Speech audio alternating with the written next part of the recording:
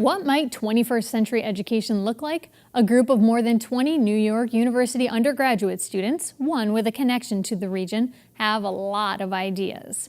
They zeroed in on the aging Monument Mountain High School in Great Barrington as their test subject, but they say that their ideas could be applied well beyond that one. I sat down with team architect Sam Winslow and team leader Josh Shapiro to learn more.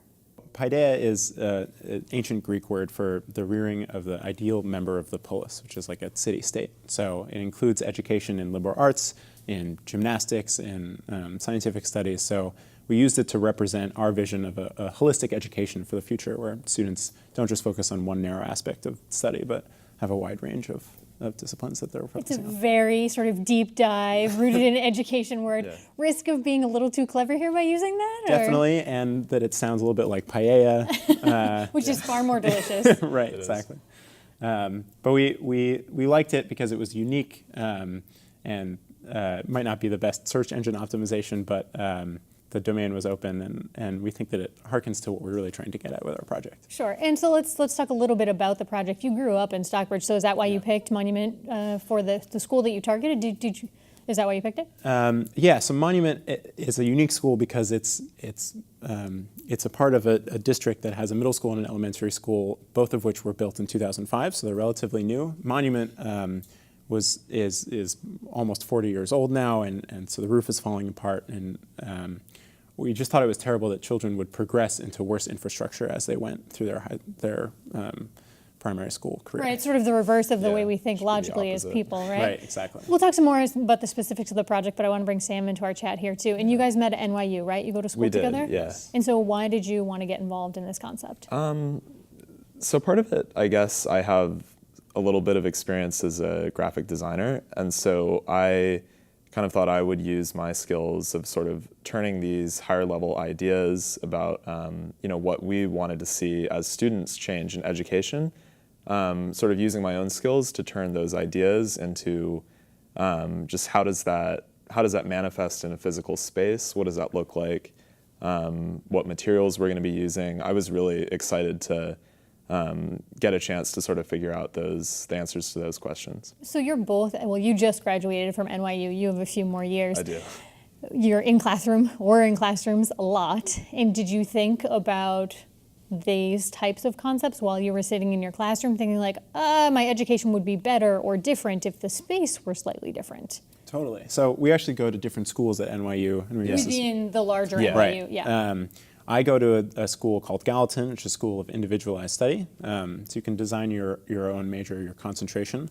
And we actually have an interesting classroom style. We do Harkness-style classrooms, which is all of us, there's probably 14 to 18 students in a class. And we sit around a large table and have discussions. I think this is a great way to learn. It's more democratic, and it really brings everyone to the table as opposed to a lecture-style class where you have rows. But because NYU is such a diverse school where there are a lot of different schools that focus on different subjects, there are all sorts of different kinds of classrooms. So we took inspiration from the places that we thought NYU was really innovating in. Let's look at the physical structure of Monument right now. Sure. When you guys looked at that infrastructure, which, the roof, you can tell, needs some work, but there are also elements that I think you could look at and say, oh, that's aesthetically pleasing. Mm-hmm. So how do you break that down when you're looking at the exterior of the space or going through the interior as you both had access to? Mm-hmm. How do you look at things like, okay, needs improvement and things we might be able to work with? Sure. I mean, we loved one thing, just being the really large sort of picture windows on the outside, just letting in just like the natural beauty of the area into the space, and that's something that we really wanted to maintain, and even augment with the just increasing the use of glass around the sides and sort of the ring structure that we proposed. We also like the sort of outline of the school looks like a turtle, so it has 2 legs and an arm and a head, and we like poking out at the top. Yeah, exactly, and we like the idea of adding a ring sort of to serve as the carapace or the shell of the turtle. It's philosophically symbolic of some interesting concepts, but we also think that the symbolism will give students a sense of inspiration and sort of bind them together in the physical architecture of the school. A lot of focus isn't placed on space. in school designs, and we think it's really important to incorporate. Yeah. And I also think it's interesting that you took an existing concept that people could look at and say, it's old, tear it down, let's start new. Yeah. And that's not the approach that you took at all. So explain how you built on what's there, in a sort of conceptual discussion. Yeah. You haven't actually done any sort of physical Right. changes to the building thing. I want to make that clear to Yeah. our audience. Yeah, But how do you look at what's existing and then come up with the design that you have for the space? So our architectural advisor, Mitch Joachim, who used to work under Frank Gehry, said something really interesting in one of our first meetings, which was that we said two interesting things. The first one was that if you're going to make a model, and the point of this project was to inspire people to think about the future of education. If you're going to make an architectural model, it can't just be blocks. It can't just be square blocks. You have to make something compelling.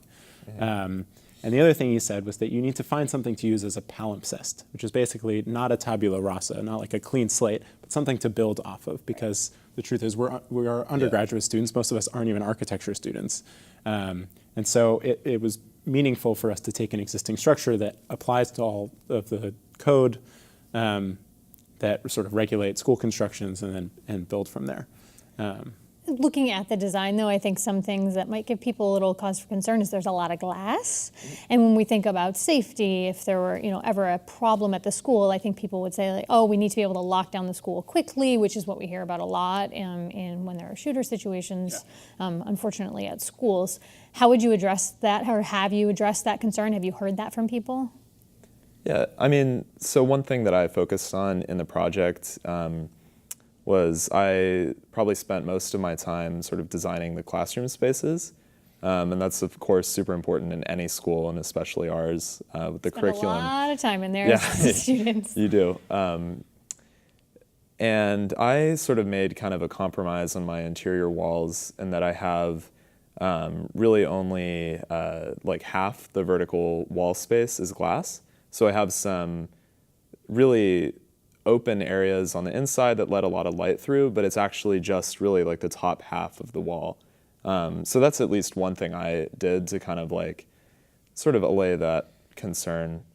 One of the things in the current paradigm of increasing concerns over security and safety in schools, one of the things that we wanted to stray away from was feeling that the reaction to this was to cater to our inadequate gun control laws and have metal detectors in the school and add all of these features that really just make students, it's not conducive to learning. When you come to school and you're more afraid by all of these additions. And you grew up in Stockbridge. Did you go to Monument?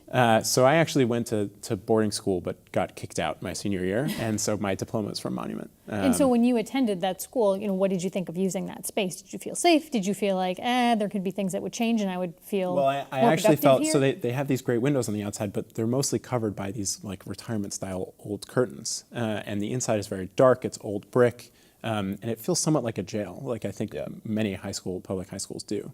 And so we understand the safety concerns, but we think there are other ways to address that with security cameras and more personnel that are trained to respond to those situations, rather than limiting ourselves to 20th century architectural design. What are the next steps for the project?